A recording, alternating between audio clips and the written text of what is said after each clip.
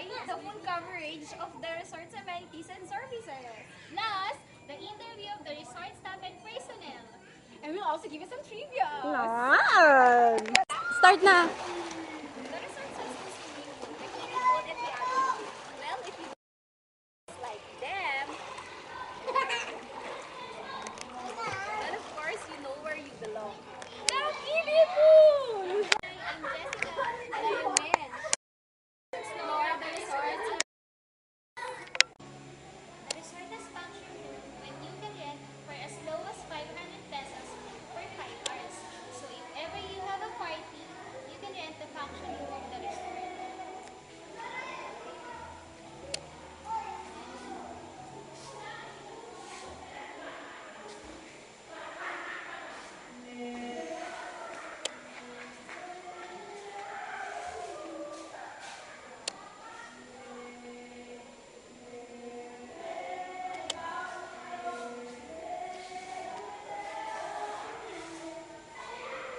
Afternoon. We are here now at Bazara Shrine Resort in Valete Rodriguez, Rizal. I am Rivo Manalo, and I am Enter Benedicto, and we're here with Mr.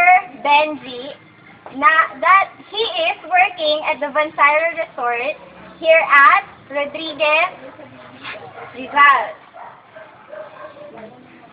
So, Mr. Benji, I would like to ask you if how's your working in the Bansara Resort?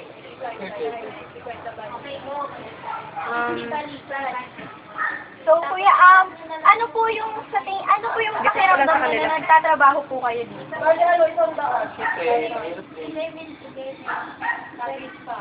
Gaano kahirap kuya? Siyempre sa dahil mong ginagawa sa araw-araw, yun, gano'n. So okay, nasabi mo ako yan na madami kang ginagawa. Ano ba yung mga nagagawa mo? Yung example ng mga trabaho mo? Mga, siyempre, paglilinis ng swimming pool, maintenance, yun. Para alam mo siya. Pag-asila sa customer.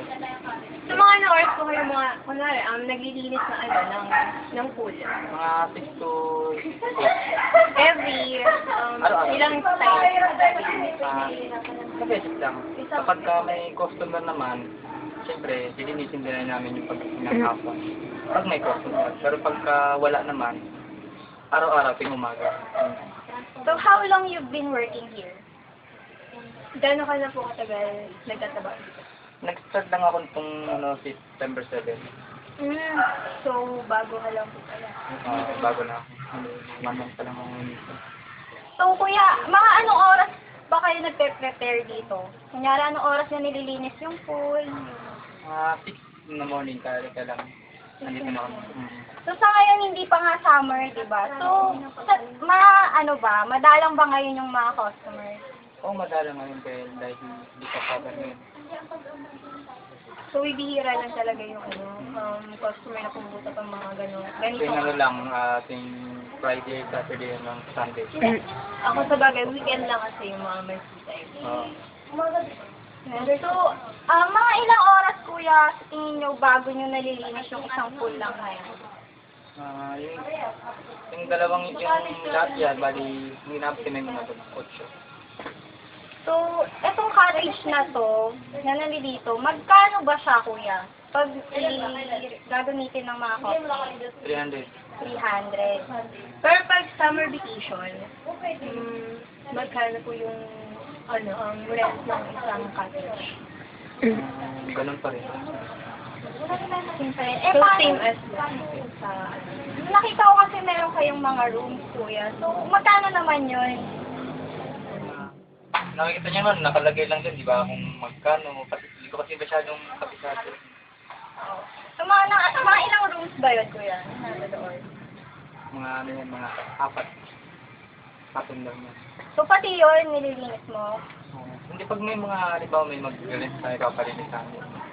Ngayong month ba na to, kuya? Wala pang... Wala pa. Hirap pa lang. Meron pa lang. Pero pag marami naman kayo, tapos mag-galit kayo, bibig na kayo sa Okay din pala dito. Pag marami kayo. Pag marami. Okay, that's all for today. I am Edgar Benedicto. And I am Rico Manalo. We are here at Basara. Good afternoon, everybody. We are here in Basara Saint Jose Resort. At kung saan, andito si Kuya. Ano sa pangalan mo, Kuya? Si Jason. Top dito sa Basara. Hello, Kuya. Hello, Kuya. Ako nga pala si Jody. Ako nga pala si Irene. So, Kuya, bakit po Bansaira Saint Jose Resort? Actually, pinangalan siya sa yung may-ari kasi nito, which is yung tita ko, pinangalan siya sa mga apo niya na doon sa yung apo niya, pangalan ni Ivan, tapos Syra, tapos siya. Shine. Tapos, pinagsama-sama niya ng pangalan, kaya Bansaira siya yung pangalan. Ibig sabihin, pamangkin ka pa lang may-ari dito, Kuya. Nilang topic, ano talaga yung ginagawa mo? Yung pinaka-ginagawa mo dito? Daily routine. Actually kasi dati meron siya secretary, tapos inanin niya lang sa akin, transfer niya lang sa akin. So yung mga paperwork, ako yung gumagawa. So, pag gantong, hindi summer vacation, pero mailag talaga yung mga customers sa ganito pa mo. Actually, ang resort kasi malakas siya sa summer. Pag hindi naman summer, yung mga resort nagbibigay talaga ng promo para tangkilikin ng resort. Kaya, minsan, may tao, pag weekday, kasi dito yung mga tao. Pag mga Sabado dito, nililigo na ako. Mga Friday na malakas. So, dito na ako. Kuya, wala ka po lang. Ilan kayong nagtratrabaho? Trabaho. Caretaker namin, 2. Isang maintenance, isang kitchen helper, tapos isang cashier, counter personnel. Bali, 7 kami. So, pagdating sa expenses nyo ba, mas sumasapat ba yung everyday expenses? Actually kasi dito,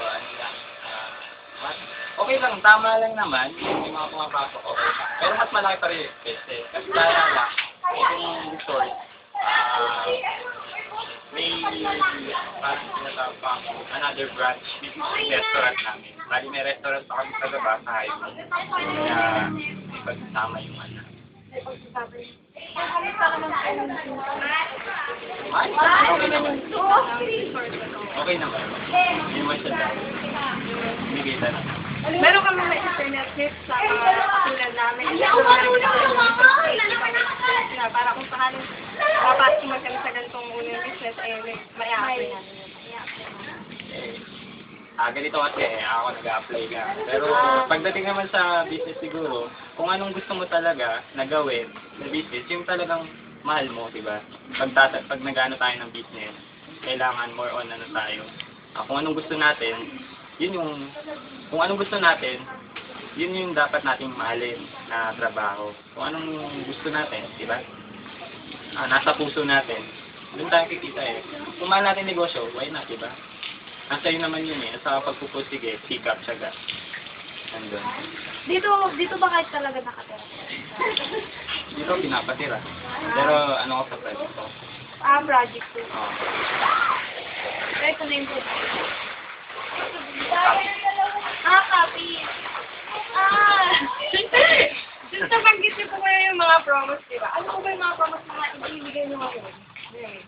Yun, mga promo lang na tinatawag nila rainy days promo kasi wala naman.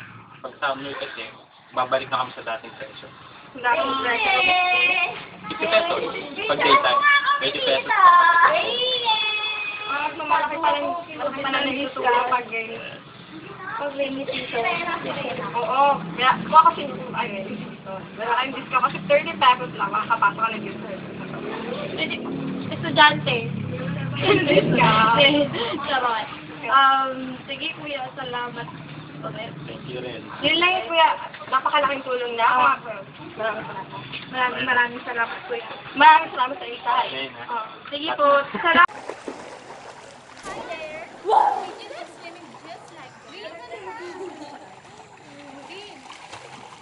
Woo! Kaya pala sa kami!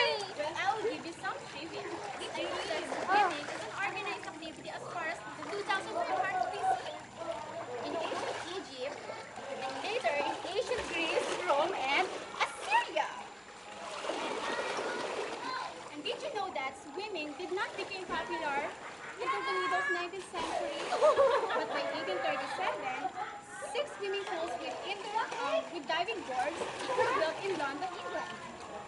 And that's where swimming started.